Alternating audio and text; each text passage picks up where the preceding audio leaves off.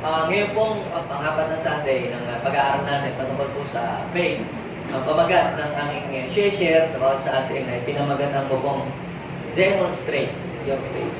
Sabihin mo nga sa iyong katabi na kung may pananampalataya ka kay Lord, do not be afraid to demonstrate your faith. Why?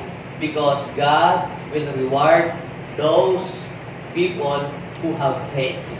Basahin po natin ang salita ng Diyos at makikita po natin yan sa Hebrew chapter 11 verse 6. Okay? Basahin po natin sabay-sabay. Hindi maaaring kalugdan ng Diyos ang walang pananampalataya. So, sino dito gusto niyang kalugdan siya ng Diyos? Sino dito gustong matuwa si Lord sa Kanya? Amen. So, para matuwa ang Panginoon sa iyo, ano ang dapat meron ka? Dapat ay meron kang, sigaw po natin, dapat ay meron kang pananampalataya sa Kanya.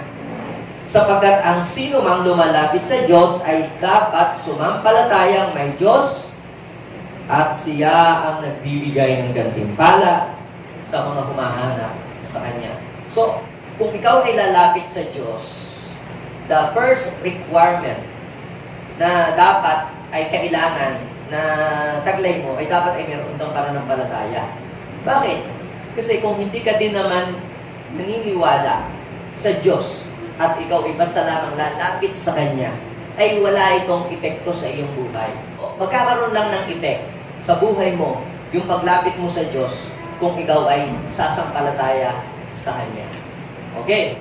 At ang sino man daw pong lumalapit sa Panginoon ay dapat sumampalatayang may Diyos. At kapag nangyari ito, ang sabi ng Panginoon, siya daw po ang magbibigay ng gantimpala. Sino din ang gusto ng gantimpala? Huwag sa Diyos. So, kinakailangan, ikaw ay manampalataya. You will receive the reward from God. So, yung mga taong maraming tagumpay na na-achieve sa buhay, yung mga taong maraming nararating, mga dakilang bagay na nangyayari, mga kapatid, yun ay bunga lamang ng kanilang pananampalataya sa Diyos. Okay po? Dahil sabi ng Panginoon, siya ang nagbibigay ng gantimpala. So, hindi pare-parehas ang sukat ng pananampalataya ng bawat isa atin. Kaya, pansin po ninyo, kahit sabihin natin, tayo ay umaattend sa isang church, o kahit pa kayo ay magkakaibigan na sabay-sabay kayong nagsimula sa Panginoon, pero hindi pare-parehas ang sukat ng pananampalataya. Yung isa'y naniniwala ng konti, yung isa'y hindi masyado, at yung isa naman ay nagdududa, at yun namang isa'y punong-puno ng pananampalataya.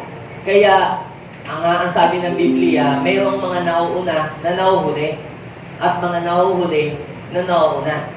Sino yung nauuna? Yung mga tao po, mga kapatid, na hindi nag-aalinlangan sa kanilang pananampalataya sa Diyos. Okay? So, the reason why you are here, I believe, dahil ikaw ay naniniwala sa Diyos. Ha? Naniniwala ka sa Kanyang mga salita. And that's faith. Ha? Sabi po ng Bible ay unahin natin ang kaharian ng Diyos at ang Kanyang katuwiran at ang lahat ng bagay ay Kanyang ipagkakaloob sa inyo. So, pinaniniwalaan niyo ba yun? Pinananampalatayan ba natin yun? So, kung hindi mo siya pinaniniwalaan o hindi mo siya pinananampalatayanan, maaaring meron kang bagay na inunang iba. Higit sa Panginoon. Pero dahil nananampalataya ka sa Panginoon at alam mo na pag ikaw ay inuna mo siya, ay may mangyayari sa iyong maganda, kaya nandito ka. Amen? So, it takes faith, mga kapatid, to apply Matthew chapter 6:33. Diba? It takes faith.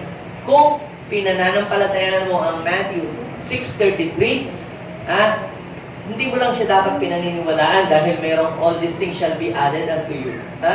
Dapat ay sinasalita mo siya at dapat ay ginagawa mo. Ibig sabihin talagang uunahin mo talaga si Lord sa buhay mo bago ang lahat ng mga bagay. Now, kaya ang worship service ay first day of the week, and that is Sunday. Dati kasi sa huli ang Sabbath day, ikapito. Pero tayo, right after na si Jesus ay mabuhay, yun mga kapatid, ang naging celebration ng lahat ng mga disciples ng kanila pong pagsamba o pag-worship kay Lord. So, yan po ay first day of the week. Ang ibig sabihin nito, bago ang lahat ng mga araw, sa unang araw, dapat ang wino-worship mo, dapat ang pinaparangalan mo at pinapupurihan mo ay walang iba kundi yung Diyos na lumikha sa iyo. Amen? Now, dito po sa ating pong pag-aaralan ito, pag-uusapan natin, in what area of your life you should demonstrate your faith? In what area of your life you should demonstrate your faith? Kaya sabi ng Panginoon, di ba? Sabi ng Bible, hindi kinalulugdan ng Diyos ang sino mang hindi sumasampalataya. O dapat ang lalapit sa Panginoon, sumasampalataya may Diyos.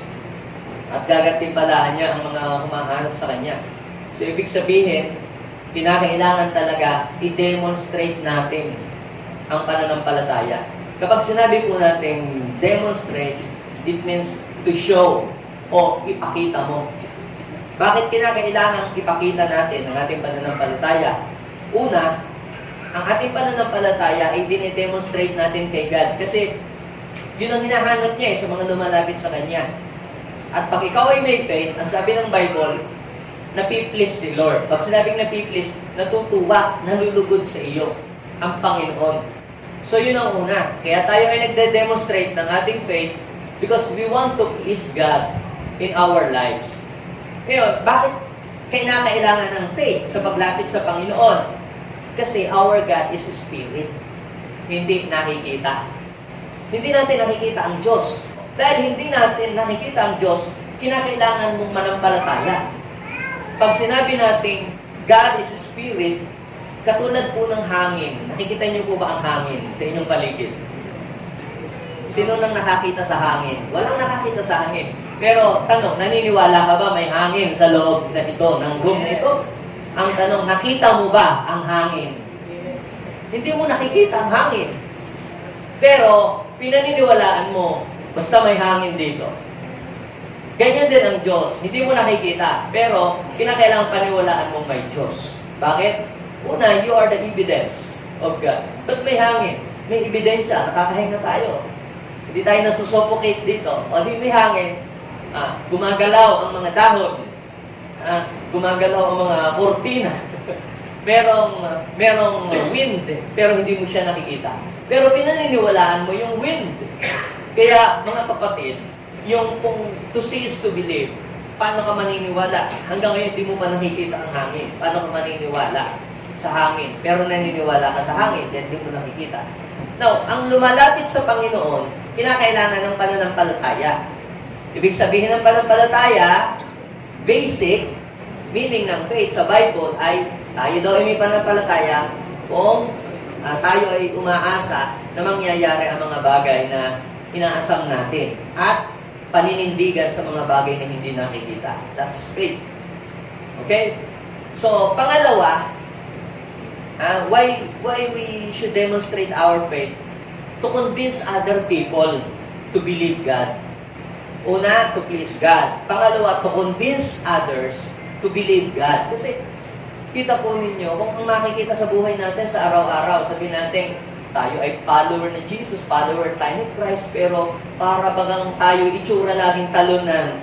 Kinumusta ka? Kamusta ka na? Eto, ganun pa rin, naghihirap ang buhay. Napakahirap ng buhay. Yung bang laging parang wala, ikaw yung kinakikitaan ng kawalang pag-asa. Mas masigla pa yata yung mga taong hindi naniniwala sa Panginoon, mas masigla pa yata hindi kumikilala sa Diyos kaysa iyo. Dapat ikaw ay kakitaan ng sigla, kakitaan ka ng pag-asa, dapat ay kakitaan ka ng mga magagandang bagay. Bakit? Kasi yun ang makakakumbinso sa tao na manampalataya din sa Diyos. Dahil hindi mo makukumbinsi yung mga taong walang pananampalataya sa Diyos na manampalataya sa Diyos kung ikaw mismo ay hindi mo ipinakikita yung pananampalataya sa Diyos. Ikaw ay laging nabubuhay sa takot. Kapag sinabi po natin fear, yung pong fear at saka po yung faith is the same. Yung fear at saka po faith is the same belief. What is fear? Fear is belief. What is faith? Faith is also belief. Ano ang pinagkaiba ng fear at saka yung faith? Yung pong fear, mga kapatid, you believe that something bad will happen to you. Halimbawa, magninegosyo ka, huwag na po, baka malugi tayo. Diba? O, mag-invest tayo, mag-insure tayo. Ano, baka scam yan. Diba? Yung laging ganun, no? Yung laging meron kang takot. Ha? Eh, siyempre, pag-aaralan mo naman, di ba? I-analyze mo naman ang isang bagay. Eh, tayo anong pala tayo sa Diyos para sa kagalingan? Baka hindi tayo gumaling. Yung bang, ikaw ay merong takot palagi. May kaunti ka lamang sakit. Naku, baka cancer na ito. Ganon. Naku, ganyan yung kapitbahay namin, ganyan. Naku, laging ikaw ay nabubuhay sa takot. Natatakot ka lagi sa mga mangyayari sa paligid, sa mundo, sa pagtaas ng bilihin, sa mga kalamidad. Lagi kang nabubuhay. Ikaw yung unang-unang nababahagi ka na ang bungkot. At ikaw yung unang-unang nangangamba. At pag ganoon ka, nabubuhay ka sa takot, hindi ka makapagbibigay ng hope sa ibang tao. Now, yun naman pong faith. Ang ibig sabihin ng faith naman ay paniniwala din. Pero kabaligtaran ng fear.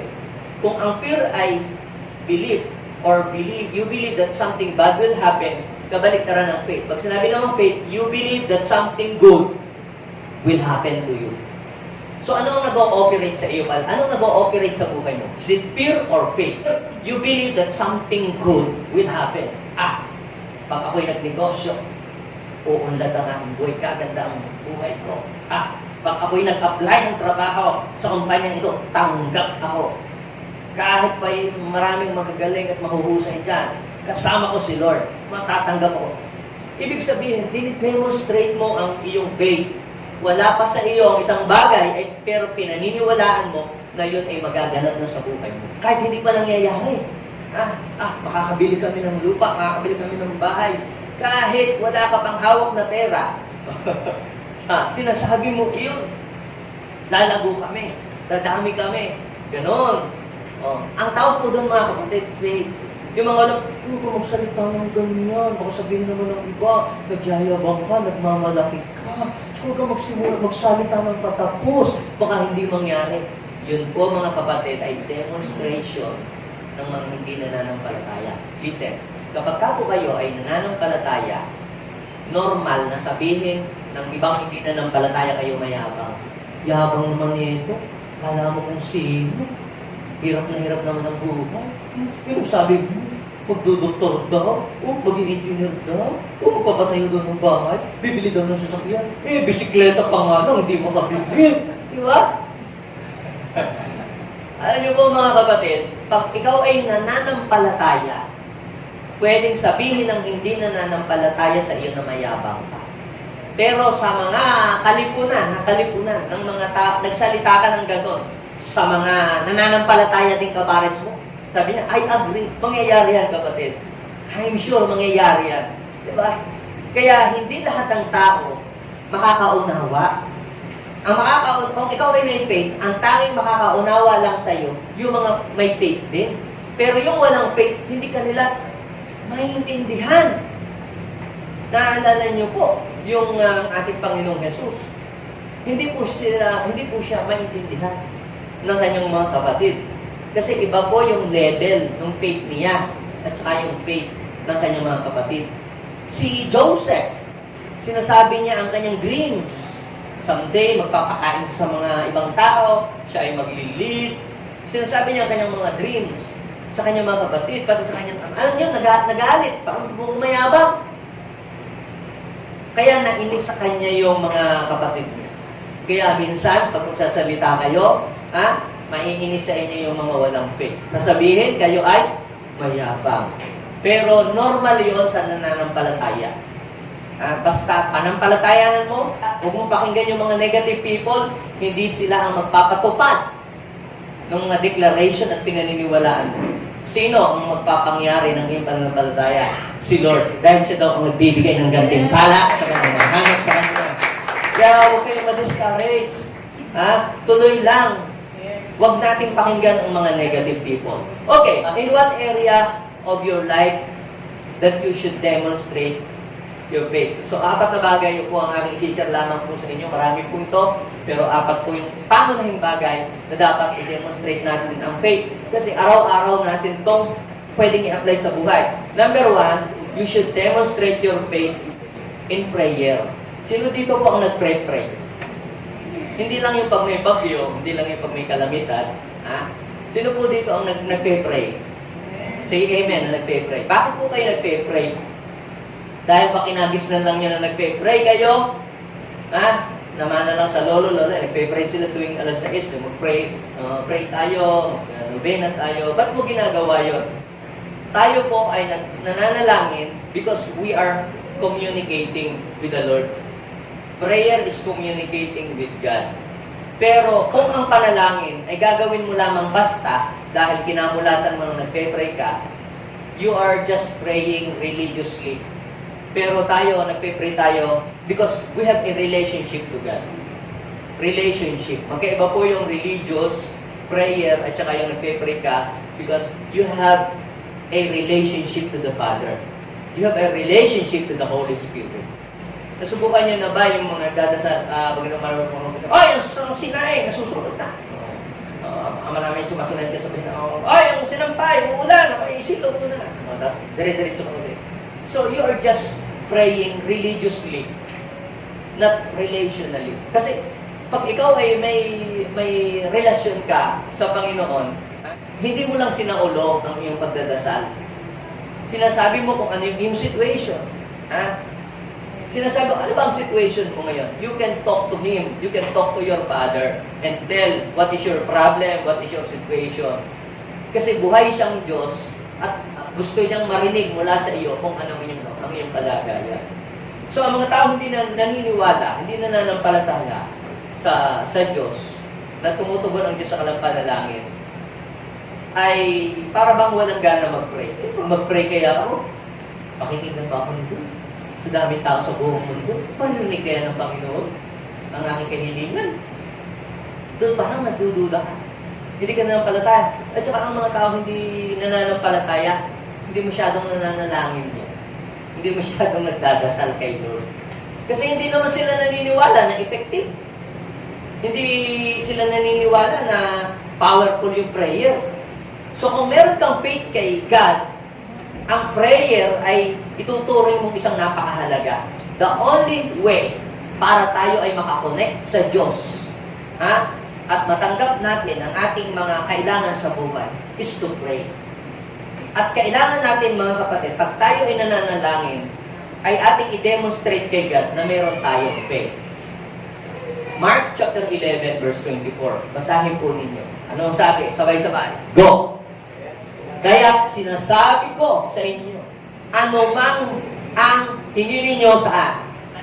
Sa panalangin. Ano man, yan man ay kagalingan, makatapos ang iyong anak, umunlad ang buhay, ano pa? Breakthrough. Sabi doon, ano man ang hilingin ninyo sa panalangin, anong dapat gawin?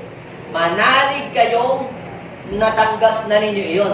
Ibig sabihin, wala pa sa'yo, pero paniniwalaan mo, nasa iyo na. Kahit wala pa, paniniwalaan mo na nasa iyo na. Ibig sabihin, yung hinihiling mo, wala pa sa iyo, pero i-claim mo na nasa iyo na. Lord, kiniklaim ko po ang kagalingan para sa aking sakit. Lord, kiniklaim ko po ang tagumpay. Lord, kiniklaim ko po ang success sa business na ito. Lord, walang lugi, walang bankruptcy. That's a confession of faith, na meron kang faith. Sabi doon ay, kinakailangan daw, sabi ay manalig kayong natanggap na ninyo iyon at ano ang mangyayari? Matatanggap nga ninyo. Sabi ay matatanggap. Sabi mo sa iyong katabi, manalig ka. Na nasa iyo na. At mapapasa iyo nga. Kailan daw yun? Pag mananalangin, Lord, ako po'y lumalapit sa inyo. Sana po pagalingin niyo po ako sa sakit ko. Pero Lord, kung hindi niyo po gusto akong pagalingin, kung kalooban niyo pong sakit na ito'y para sa akin, sige na po Lord, tatanggapin ko po. Basta po Lord, kapiling kita araw-araw. Alam niyo po, yung panalangin mo na hindi nananampalataya. Para po tayo, mga kapatid, ay ang pananampalataya natin ay maging matibay kapag tayo nagpe-pray sa Diyos.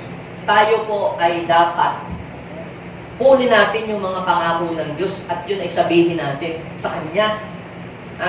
Sa panalangin.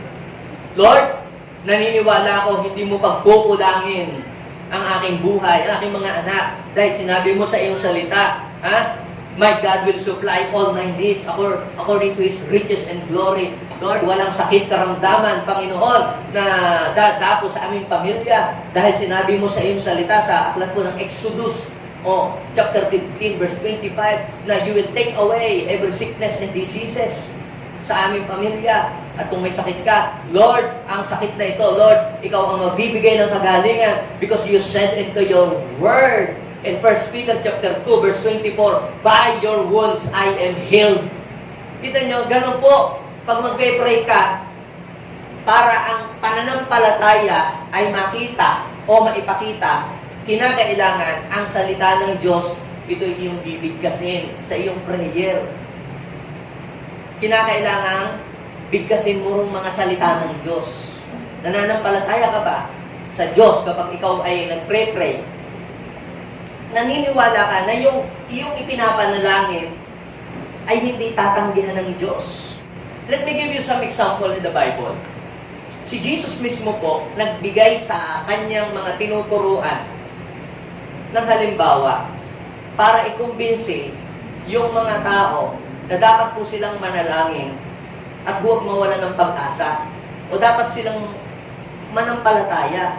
Sometimes, merong delay. Kapag ka nagpe-pray ka, hindi naman agad lahat instant na tugon si Lord, binibigay agad eh. Sometimes, you need to wait for a right time. But it does not mean na ayaw ibigay ng Diyos sa iyo. O hindi ka dapat ayaw niya kanyang tugunin. One time, si Jesus ay nagtuturo doon sa Lucas chapter 18, verse 1 hanggang 8. Sabi niya, tinuro kasi ito para ikumbinsi niya yung mga tao na mag-pray, na huwag silang mawala ng pag-asa. Manalig sila sa Diyos. Sa isang bayan, meron isang hukom o isang judge na hindi natatakot sa Diyos. Meron din namang isang balo na lumapit sa kanya at kinukulit siya para siya bigyan ng katarungan. Pero yung pong judge, ayaw po siyang bigyan ng katarungan. Pero lagi niyang kinukulit yung judge. Lagi niyang kinukulit, araw-araw yung judge na ibigay sa kanya yung pong hustisya. Pero alam niyo po ang sabi ng ating Panginoong Jesus. Alam niyo po ba, ganun din ang ating Ama sa langit. Di ba sabi, kakakulit niya na kakakulit doon sa judge. Sabi niya, ibibigay ko na nga rin ang hinihingi nito. Dahil ako'y kinukulit ng taong ito. So, ang sabi ng Panginoon, narinig nyo ang sinabi ng judge na yun. Gayon din ang inyong Ama sa langit. Sinasabi ko sa inyo, agad niyang ibibigay sa kanila ang katarungan. Ngunit, pagbabalik ng anak ng tao sa daigdig, may makita kaya siyang taong sumasampalataya sa Kanya. So, ibig sabihin, ang hinahanap talaga ng Panginoon sa mga taong lumalapit sa Kanya, yung sumasampalataya. Sabihin mo sa iyong katabi, demonstrate your faith. Especially in your prayer. Every time na ikaw ay magpe-pray, isipin mo, ginagawa mo lang yun, hindi dahil kinagisnan mo yung prayer na kaya kayo nagpray-pray. Ginagawa mo yun dahil alam mo na every time na mag-pray ka, nakikinig ang Diyos sa prayer mo, sa panalangin. Kaya sabi nga ng Bible, the prayer of the righteous men are powerful and effective. So, kung naniniwala ka na ang prayer mo kay God ay powerful and effective, hindi mo sasayangin ang bawat pagkakataon. Manalangin ka. Ang nananampalataya, hindi niya pinapalampas ang araw na hindi siya nakapag-pray. Bago siya humakbang sa trabaho, pumasok sa school, magsimula ng negosyo, o gumawa ng isang bagay, bago niya gawin yon, siya muna ay mananalangin. O bago umalis sa bahay kung saan mang pupunta magbabiyahe, siya muna ay mananalangin. Yun ang nananampalataya. Huwag tayo mag-pray. Bakit? Pakikinig ko sa atin si Lord. Nasaan si Lord? Wala naman. Hindi naman natin nakikita. Yun ay wika ng mga taong hindi nananampalataya. Another example sa Bible, nung si Jesus po ay nasa place ng mga Gentile, ibig sabihin wala siya sa place ng mga, sa Israel. Pumunta siya sa Syrophoenicia. Meron isang Gentile woman or Syrophoenician woman. Yan po ay mababasa niyo yung kwento yan sa Matthew chapter 15. Start sa 20 hanggang 28. Ngayon, ayaw sana ni Jesus na malaman ng mga tao, lalo na ng may sakit, na naandun siya. Siguro baka nagpapahinga lang siya, gusto lang niya mag-relax, mag-unwind doon sa place na yon. Pero hindi ganun ang nangyari. Ang kanyang pagdating doon sa place na yun ay nalaman ng isang single mother. Isang single mother na ito ay meron po siyang isang anak na sinasabihan ng masamang espiritu. And he took the opportunity. Kasi yun na yung opportunity, nandoon si Lord eh. Ay, hindi niya pinalampas yung pagkakataon yun. Siya po ay lumapit sa Panginoon. Nakiusap siya. Ha? That is an act of prayer. Sabi niya, Lord, please, pagalingin niyo naman po ang aking anak. Lord, please, help me. She asked help from God. Sabi niya, Lord, please help me. Pero ang sabi po ng Bible, dinedma siya ni Jesus. Grabe, suplado pala si Jesus. Hindi po siya pinansin. Pero yung babae, yung kinulit niya, nung kinulit si Jesus, sabi niya, Lord, please help me. Tulungan niyo po ako. Ngayon, ang ingay kasi ng babae, yung mga alagad, sir, pagbigyan niyo na nga yung babae para tumahimik na, nangingiskandalo dito. Ang ingay. Ganun ka ba mag-pray, maingay? Yung mga tulog, biglang nagigising. Yung bang, parang ano siya, kung mag-pray, yung bang parang, hindi po pwedeng hindi tutugunin ni Lord. Parang, hindi pwedeng hindi pwede. Ang sabi ni Jesus, nagsalita siya figuratively, hindi po pwedeng kunin ang tinapay ng mga anak. Ang tinutukoy kasi niya na mga anak doon, yung mga Hudyo. Hindi po pwedeng kunin ang tinapay ng mga anak at itapon, ibigay sa mga aso.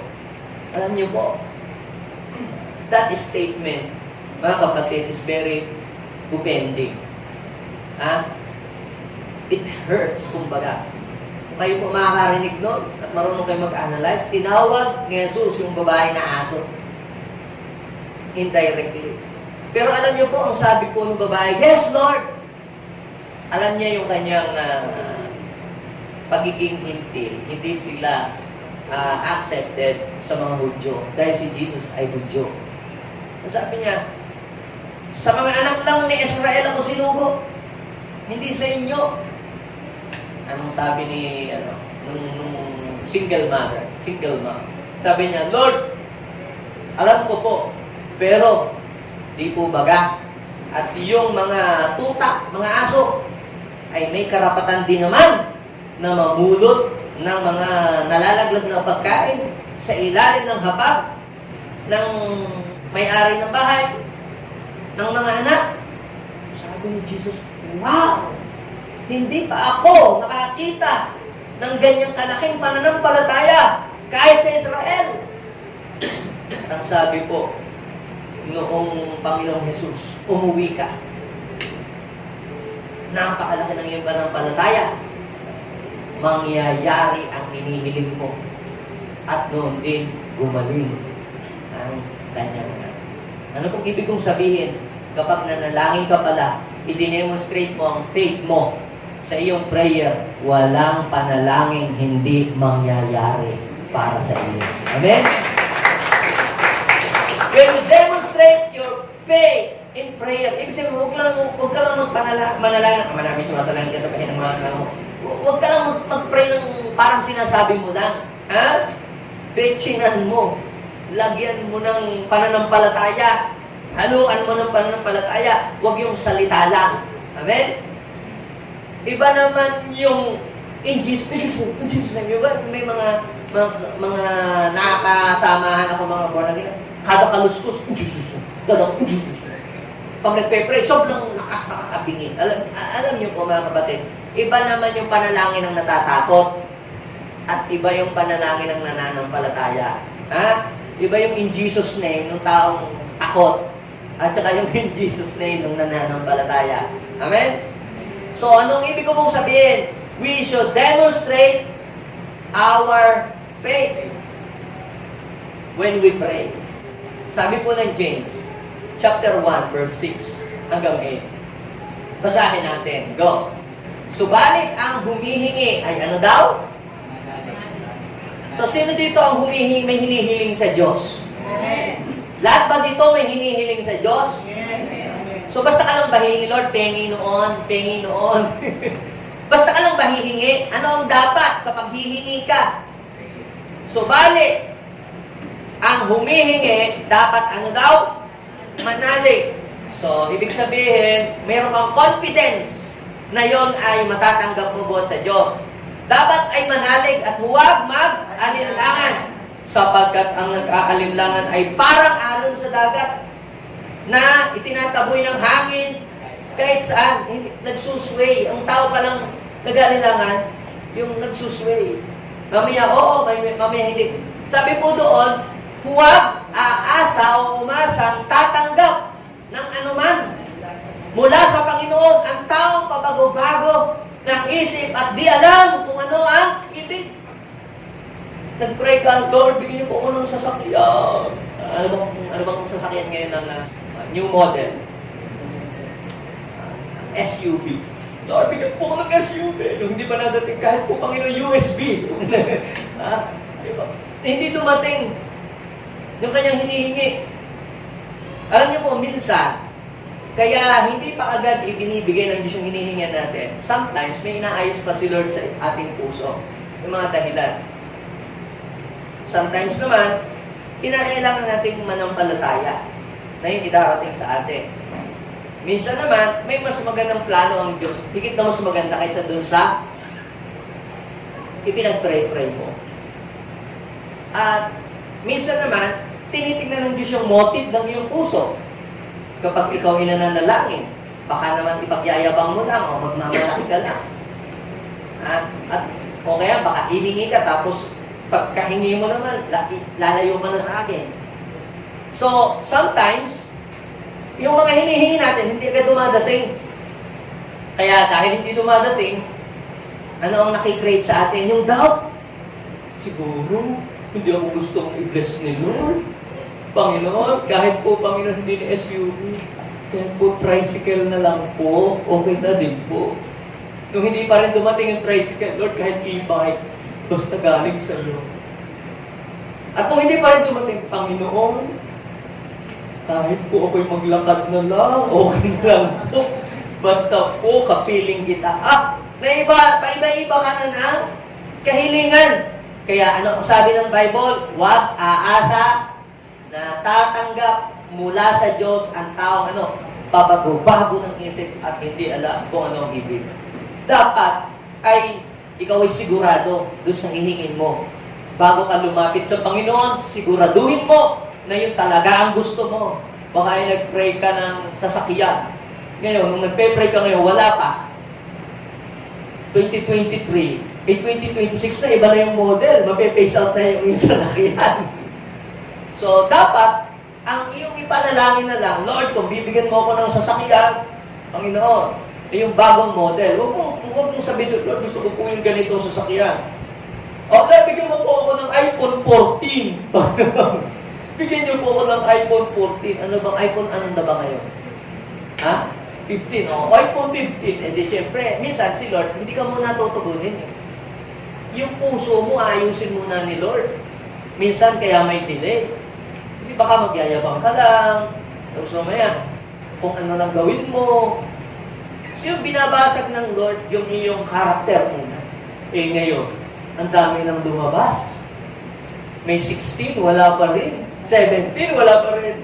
Iniba mo na, Lord, kahit Android na lang po. Kung mananalangin ka, ganito ang prayer mo. Huwag mong lagyan ng model si Lord. Basta sabihin mo, Lord, yung upgraded. O Lord, pag binigyan mo ko, bago. Lord, pag binigyan mo ako ng lupa, Panginoon, hindi kasing laki lang ng posporo. Malawak. Ganoon.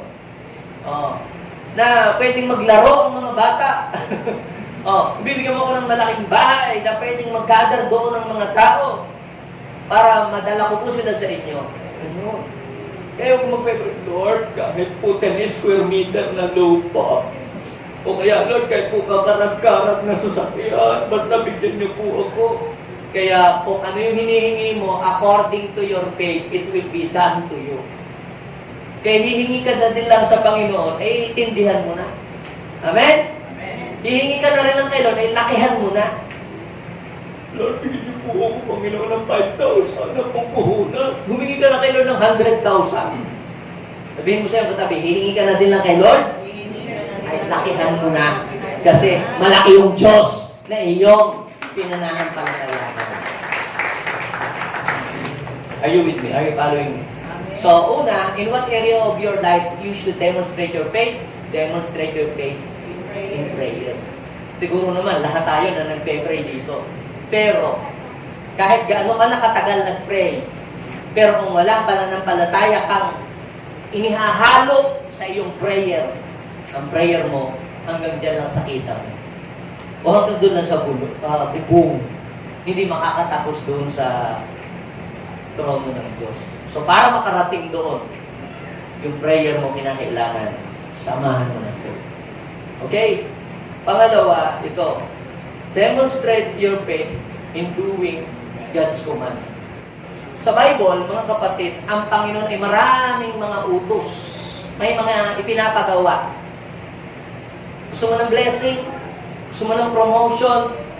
Gusto mo ng kalayaan or deliverance? Gusto mo ng healing?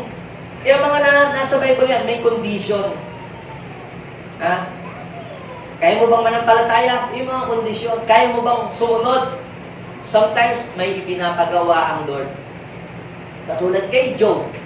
Oh, bago siya makaahon dun sa kanyang pagkalugmok, sa kanyang kahirapan, meron muna siyang pinagawa si Lord sa kanya. Ha? Mag-alay ka, maghandog ka sa Diyos, tapos ipag-pray mo yung mga nagpe-persecute sa iyo. Oh, katulad din po halimbawa nung si Naaman. Nabasa niyo ba ang kwento noon? Na siya po ay may ketong. Ang pinagawa sa kanya ng Panginoon, eh ikaw ay maglublob ng 7 beses. Ayaw nga niyang sumunod eh.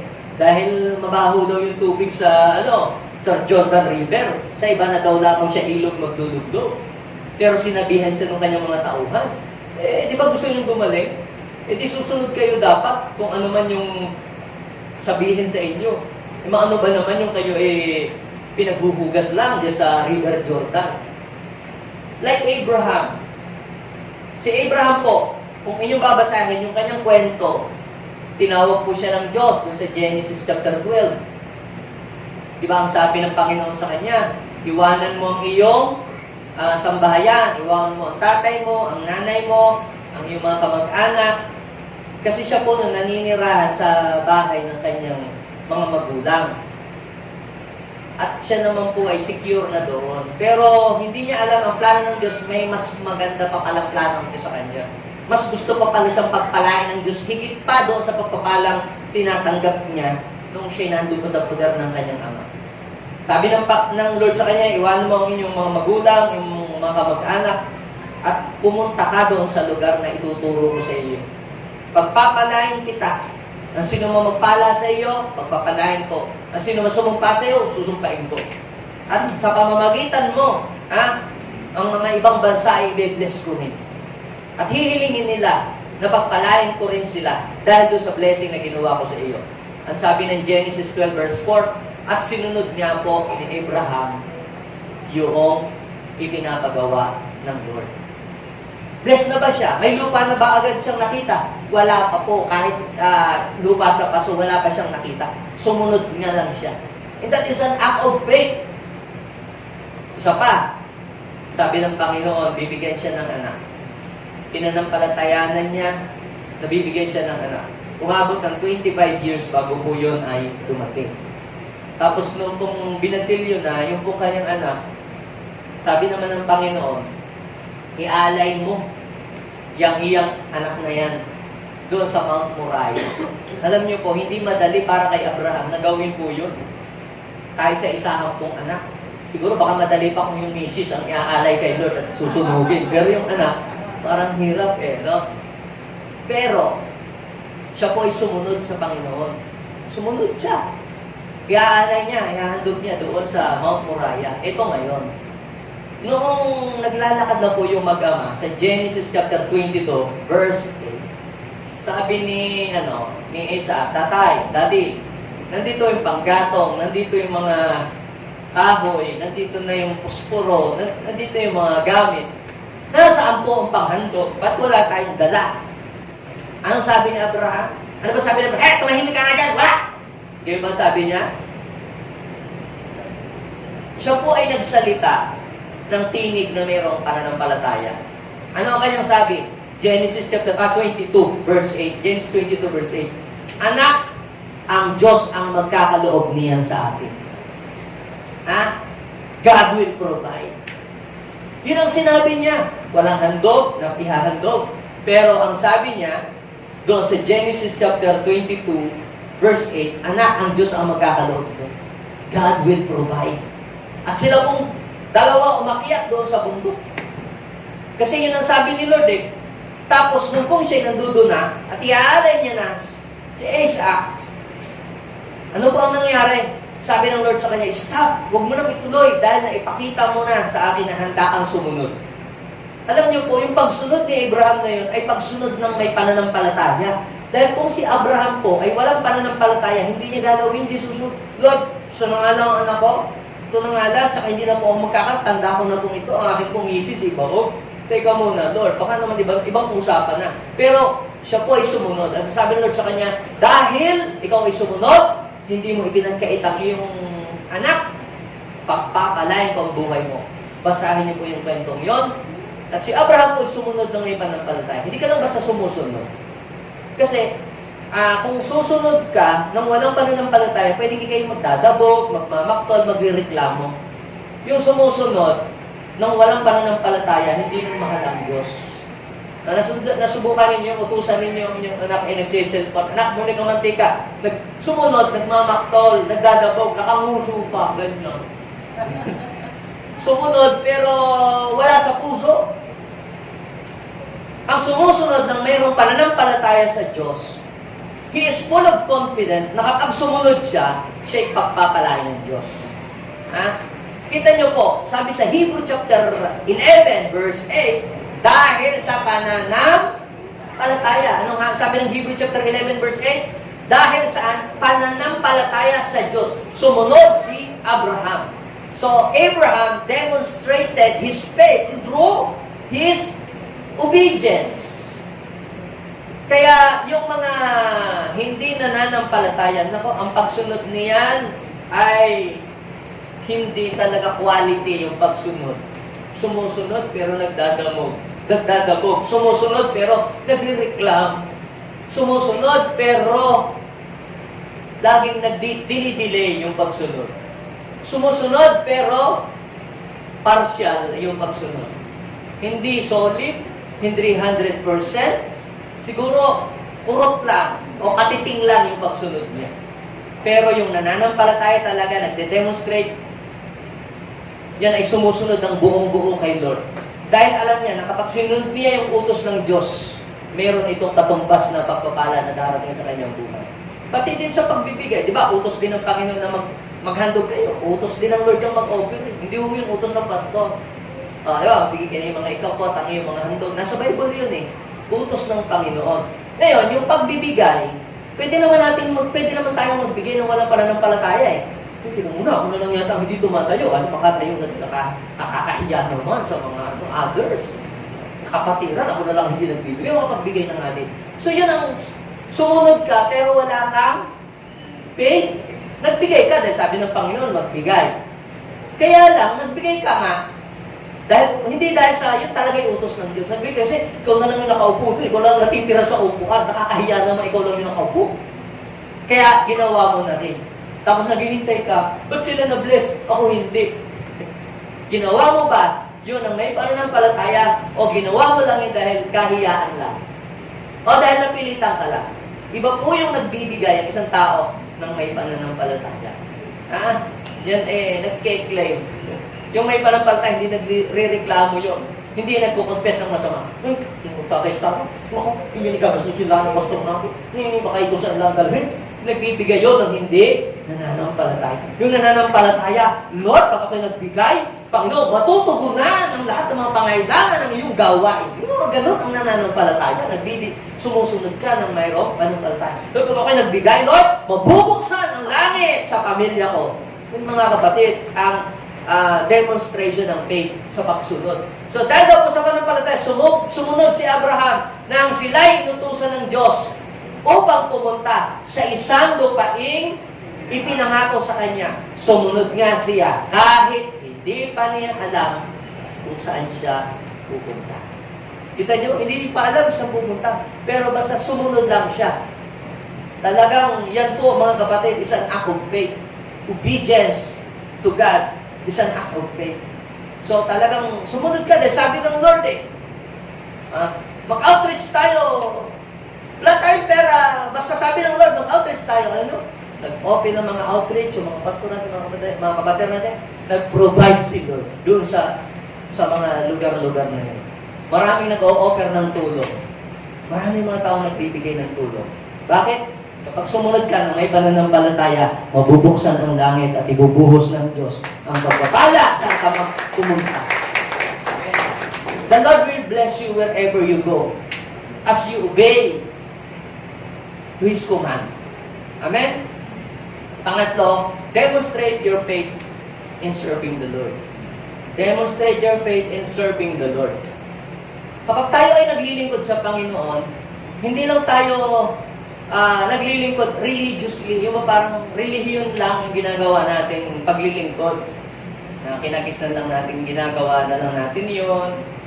Diba? Pag sinabi po nating serving Him, yan po mga kapatid, ang isa sa mga dahilan kung bakit tayo i-create ng Diyos. Bakit tayo tinubos ng Panginoon? Kahit tinubos ng Diyos, para tayo ipaglingkuran natin siya. Anong ibig sabihin? Iaalin natin ating buhay para sa Kanya. So, paano natin paglilingkuran ang Panginoon? Sa iba't ibang paraan. So, we can serve Him by giving our time. Halimbawa, may prayer gathering. Pumunta ka doon, naki-join ka. Ha?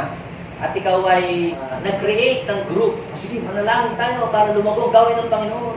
Para ang ating bayan ay umayos ang takbo ng bayan natin, ipag-pray natin. So, you give or spend time para ikaw ay manalangin. O kaya, nagbigay ka ng oras, free ako ng 3 to 5. O sige, sasama ako sa gawain para ako'y makatulong. So, ikaw ay nagbibigay ka ng time. So, you can serve the Lord by giving your special time. Sinacrifice mo yung iyong oras. Pangalawa, you can serve the Lord by using your gift and talent. Ano ba ang talento na meron ka? Ako po, ang talento po ay magturo. O di, pwede mo gamitin yan sa pag-serve kay Lord. Ako po ay sa singing. O, di, gamitin mo yan. Huwag lang sa CR ka kumanta. Kumanta ka sa congregation, mag-lead ka, mag-join ka sa singing group, ganyan. Ako po, ang gift ko lang po kasi magsayaw po ako. Sumayaw ka. O, para kay Lord.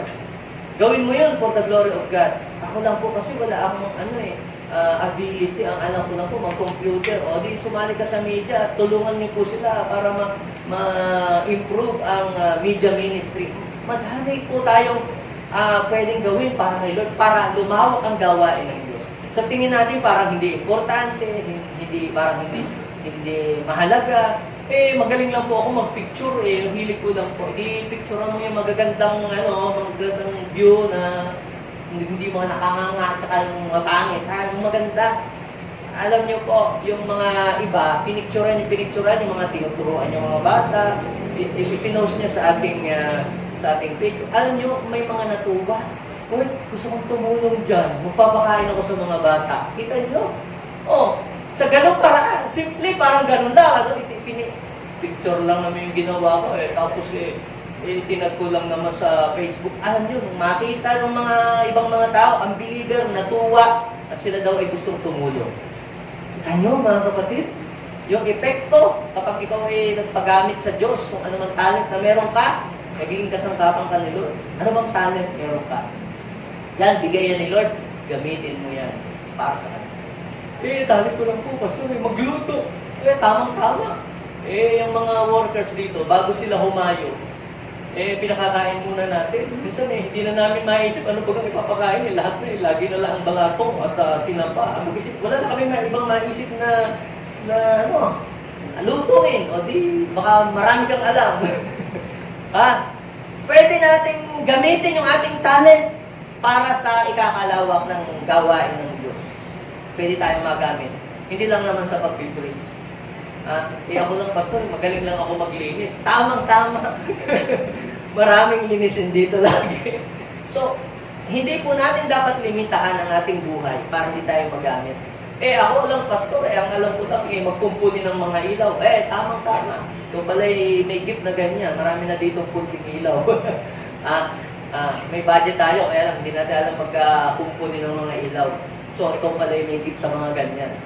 So, by using your gift and talent and abilities that comes from the Lord, pwede mo siya mapaglingkuran sa pamamagitan mo. At ang isa pa, by giving your finances.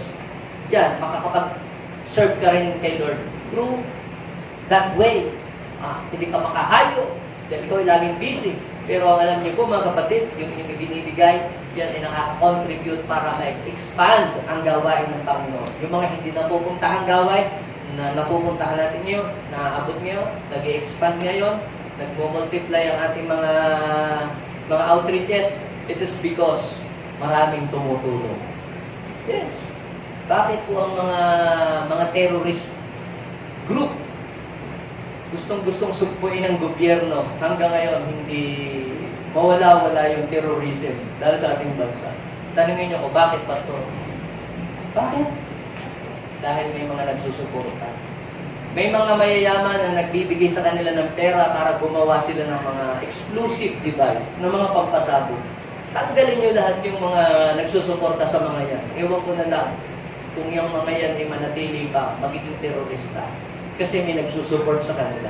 Imagine nyo po, kung itong pagwasak ng mundo, pagwasak ng buhay, nagsusuporta, ikaw na kumilala, tumanggap ng buhay na walang hanggang kay Lord, saan mo gusto mag-support?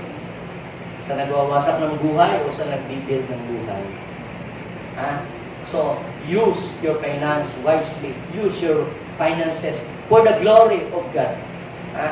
Kaysa itaya mo lang sa sabong, itaya mo lang sa tungit, bigay mo sa gawain ng Lord, yan, magmumultiply yan. Bubuksan ng Diyos ang pintuan ng langit. Pwedeng mag-promote ka, bigyan ka ng Diyos ng magandang negosyo, bigyan ka ng Diyos ng magandang trabaho. Kapatid, pagpapalain ka sigurado ng Diyos. Amen?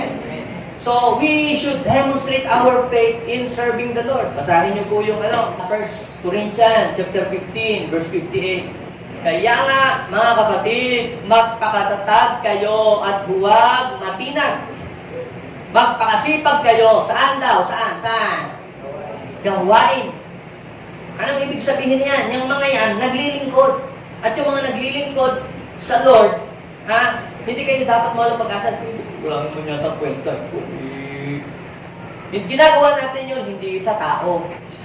Wala naman si Pastor. Hindi naman. Umalis na tayo. Ginagawa mo yun dahil sa Lord. Sa kabutihang ginawa niya sa iyo. Binigyan ka niya ng buhay. So, anong ibig sabihin? You should demonstrate your faith in serving the Lord. Na kapag naglilingkod ka sa Panginoon, at yung paglilingkod na yun, ginagawa mo kay Lord, hindi nawawalan yun ng kabuluhan. Ano yung paglilingkod? Yung ikaw ay nagwiwin ng soul, inilalapit mo sila sa Panginoon. Nag-gather ka ng mga bata, nag-gather ka ng mga tao, inilalapit mo sila sa Panginoon. So sabi po doon ay, magpakatatag kayo, huwag matitinag, magpakasipag kayo sa gawain para sa Panginoon. Kasi para kang tinatamad na, ano ba naman yan? Naglilingkod ako, dami namin problema, gipit kami sa buhay, hirap kami. Alam niyo po, nagsisimula kami dito sa church. Sa totoo lang, honestly, nakasama ko lang uno, sina Brother Omi, sila Sister Sheila. Pag tinatawag ko, pupunta kami, lagi yung mga yan nag-game. Minsan ho nga, yung sasakyan ginagamit namin eh, nagkukulay red na eh. Ano ba sunod sa kulay orange? Kulay orange, kulay red na. Wala na, sabi ko, Diyos ko, sana makarating pa ito sa amin pupunta. Kahit nga ho pang gasolina eh, wala nga hong gasolina eh. So, alam niyo po, mga kapatid, ang nananampalataya sa Diyos, hindi siya nagsasawang mag-serve kay God. Dahil yung kanyang ginagawa para sa Diyos, pagdating ng araw, in due time, sabi doon, yabang alam ninyong hindi nasasayang ang inyong pagpapagal para sa Kanya. At hindi nasayang yung aming pagpapagal. Alam niyo po, magaganda na ang buhay ng mga taong mga inakay sa Panginoon. Naayos ang buhay. Pati sila, pinibless ng Lord ang kanilang mga buhay.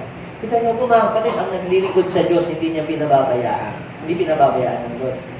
May pangako ang Diyos sa mga nagsiserve sa Kanya. At dapat panampalataya natin yun. Ano yun? Exodus 23:25, serve the Lord only. If you do, I will bless you with food and water, and I will take away every sickness and diseases away from your family. Away from you. Kaya kung nagsiserve ka kay Lord, ang Exodus 23:25, yan ang pangako ng Diyos para sa mga naglilingkod. Amen? Yan. Sa ibang version yan eh. Serve the Lord only. Sa New Living Translation. Serve the Lord only. If you do, I will take away every sickness and diseases away from your body. Away from you. So, sabi po sa Bible, sa aklat po ng Mark, chapter 10, minsan, si Jesus, tinanong ng mga alagad, sabi niya, Lord, tingnan nyo, iniwanan namin ang aming pamilya para lamang kami sumunod sa inyo. Iniwanan namin ang lahat para sa inyo. Ano po ang para sa amin naman? Sabi ni Peter kay Jesus, iniwanan daw niya ang lahat at sumunod daw po sa ating Panginoon. Pero sabi ng Panginoon, basahin natin, tandaan ninyo, ang sino mang mag-iwan ng alin? Ng bahay. Yung iba hindi makaalis, Pastor, pasensya ka na, hindi ako maka-attend lang. Pwede mag-online na lang ako. Kasi walang magbabantay ng bahay namin. Ganun ka ba? Tandaan ninyo, ang sino mang mag-iwan ng bahay. Mga kapatid, Pastor, pasensya ka na, wala si nanay, walang magbabantay sa mga kapatid ko. Ay, di isama mo! Ang sino man mag-iwan ng bahay? Mga kapatid, ano pa? Ina, ama. Puro magbabantay sa nanay ko eh, walang magbabantay sa ano eh. Di ba, ganun ang katuwiran ng iba? Kaya hindi sila nagsiserve kay Lord. Mga anak, mga lupa. Ay, Pastor, pag kami umalis sa iniwan namin lupa, merong mag-i-squat doon, baka mamaya. Sino daw mag-iwan ng mga yun? Dahil sa akin, at sa mabuting balita, ay anong mangyayari? Anong mapapala? Tatanggap. Sino dito ang gustong may matanggap? Kaya ka walang matanggap eh. Wala ka pang naisasakripisyo, gusto mong tumanggap. Pero sa mga nag-sacrifice, yung may sinacrifice ka, may iniwan ka. Kung ano man yung pinaiiwan sa inyo, Lord, iniwan mo, give up mo, umanda ka, you will receive 100-fold. Sabihin natin, 100-fold. Sabi nung ay makaisang daang ibayo. Saan? Sa buhay na ito. So, ibig sabihin, buhay ka pa, literal, dito sa lupa. Ang tinutukoy po dyan ng ating Panginoon Hesus, yung buhay sa lupa. Ibig sabihin, tatanggap ka ng makasandaang ibayo sa buhay na ito. Ano ba yung makasandaang ibayo? I believe, yan ay mga blessing na tumutukoy sa iyong physical, tumutukoy sa iyong hindi lang spiritual, tumutukoy din sa social blessing, tumutukoy din sa family, even material blessing, even health blessing. Pag sabing 100-fold sa buhay na ito, I believe, yan ay hindi lamang patungkol sa kapayapaan, blessing din yun. Yan ay sa lahat ng kailangan mo sa buhay mo.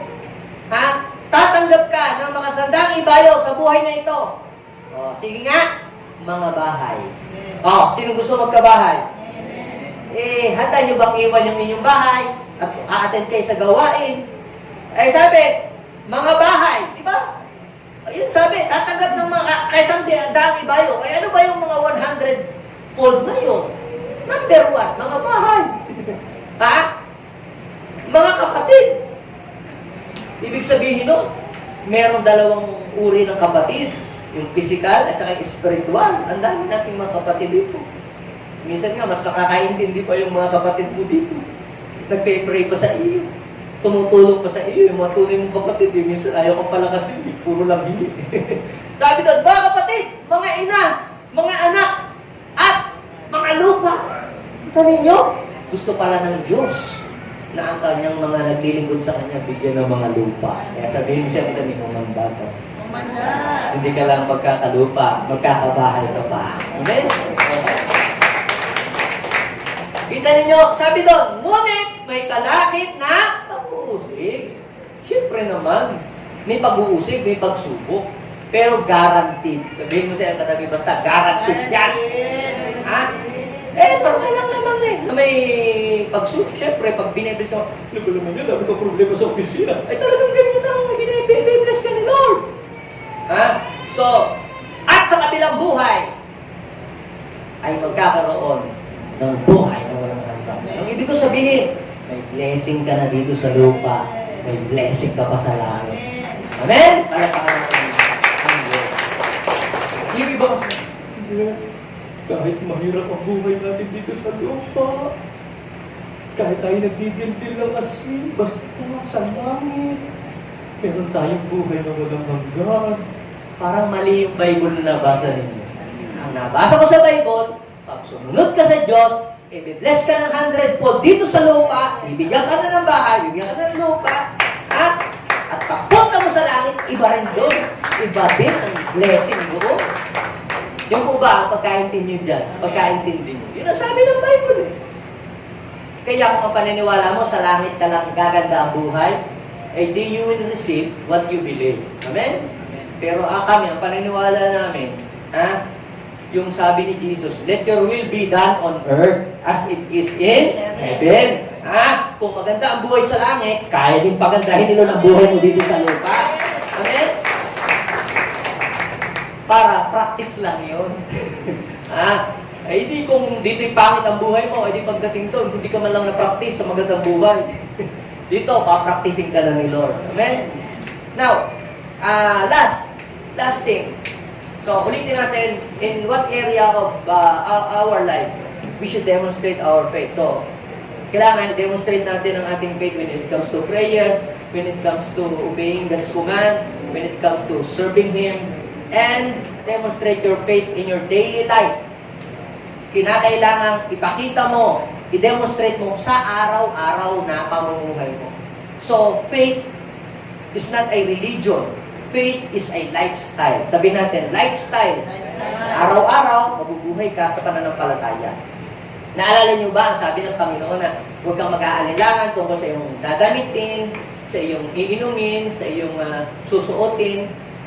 Tapos, binanggit ng Panginoon doon sa Matthew 6:34, saka na lang ninyo, 6:34, saka na lamang ninyong alalahanin ang bukas kapag yan inariyan na dumating na.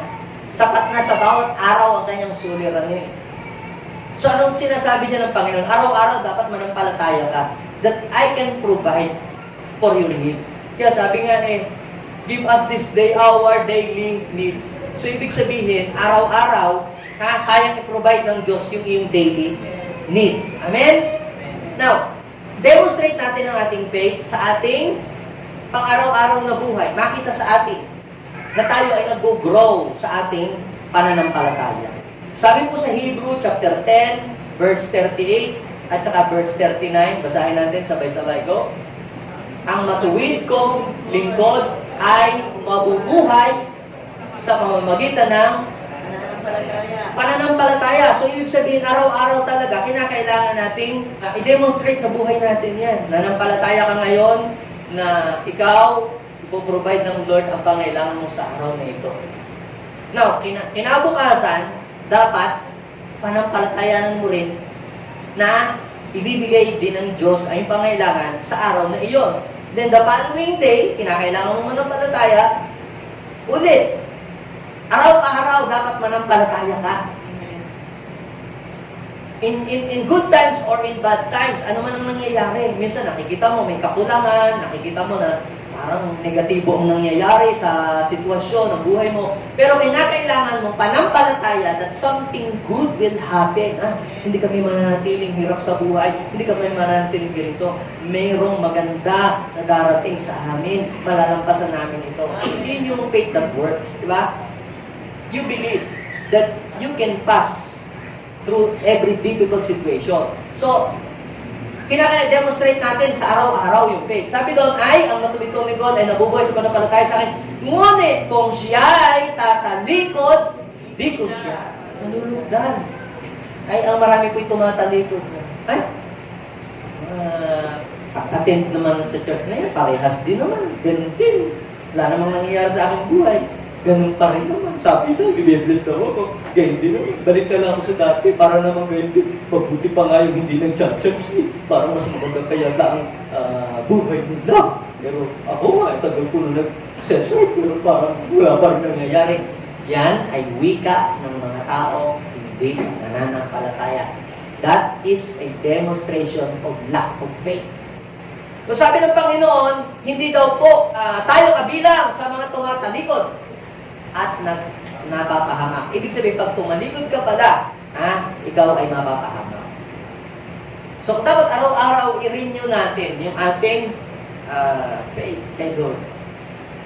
I-renew po natin. Kumusta na ang ating faith?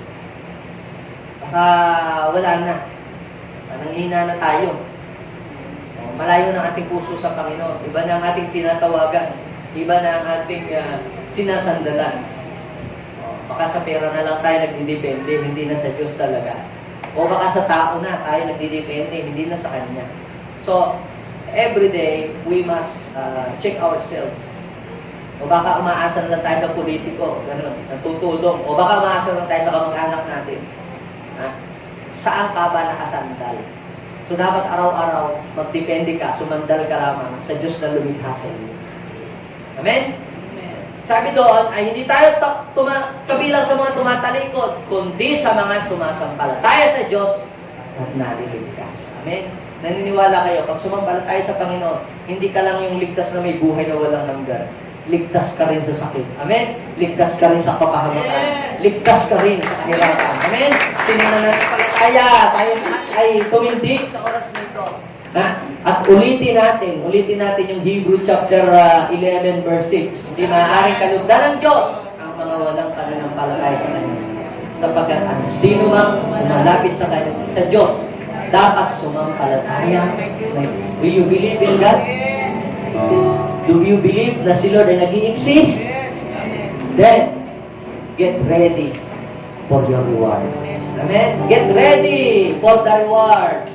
Yes, hallelujah. Panginoon, help us to demonstrate our faith with boldness na hindi namin ikakahiya yung aming pananampalataya.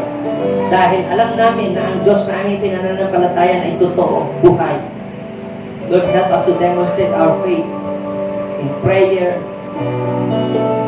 in obeying your command, in serving you in our daily lives. Help us to demonstrate our faith, Lord. We want to please you, Lord, wherever you go. Lord God, wala kaming ibang gustong i-please kundi kayo.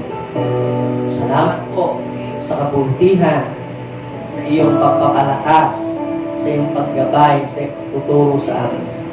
Tulungan niyo po na kaming maisapamuhay ang bawat mga salita mo. Tulungan niyo po kaming lakaran po ito. God, hayaan mo po na sa panahon ng kami naghihina para pong nag-aalinlangan sa buhay, remind us, O Lord, na kailangan namin i-practice, i-exercise, i-demonstrate ang aming pong faith. Maraming salamat po. Pwede bang tayo manalangin? Lagyan natin ating kamay sa ating puso. At sabihin natin ito, Panginoong Jesus, salamat po sa binhi ng pananampalataya na itinanim mo sa aking puso. Inihiling ko po na ito'y tumubo, lumago, at magbunga. Tulungan niyo po ako, Panginoon, na ang bawat salita mo ay malakaran ko habang ako'y nabubuhay. At hinihiling ko po na ang bawat mga pangako mo na aking pinanghahawakan, ito'y mangyayari sa aking buhay. Maraming salamat. In Jesus' name, Amen. Ako na lang mag-pray. Lord, bless niyo po ang inyong mga anak. Help them to demonstrate their faith. Lord, in times of difficulties, in times of trouble, in times of dryness, or in times of persecution, Lord, tulungan niyo po ang iyong mga anak ay makatindig, makatayo sa pananampalataya. Samahan niyo po ang mga taong nananampalataya. Kayo po ang mag-iingat sa mga taong nananampalataya sa inyo. Kayo po ang tutulong sa mga nananampalataya sa inyo. Kayo ang magpo-provide ng lahat ng mga pangailangan ng mga nananampalataya sa inyo. Maraming salamat po. To you alone the glory and honor, thanksgiving in Jesus' name. Amen.